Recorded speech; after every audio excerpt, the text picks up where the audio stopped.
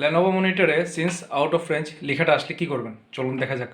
এই ধরনের প্রবলেম যদি হয়, আপনার ডিসপ্লে চলতেছে কিন্তু আপনার এই নোটিফিকেশনটা যাচ্ছে না, কি করবেন? আপনার প্রাইমারি যে মনিটরটা আছে এইখানে চলে যাবেন, তারপর এখান থেকে আপনারা সরাসরি চলে যাবেন ডিসপ্লে সেটিংসে। এইখান থেকে আপনারা আইডেন্টি করে নেবেন কোন মনিটরটা কোনটা, এটা 1 এটা 2, আমরা সরাসরি 2তে ক্লিক করব। তারপর আমরা চলে যাব একদম নিচে অ্যাডভান্স ডিসপ্লে সেটিংসে। এখান থেকে আমরা ডিসপ্লে রেটার প্রপার্টিস ডিসপ্লে এটাতে সিলেক্ট করলাম 2, তারপর অল লিস্ট অল মডেলস। এখান থেকে দেখায় আপনাদের অল লিস্ট থেকে এখানে আপনারা যে রেজলিউশনগুলো দেখতে পাচ্ছেন এখান থেকে আপনারা রেজলিউশন সিলেক্ট করতে পারবেন।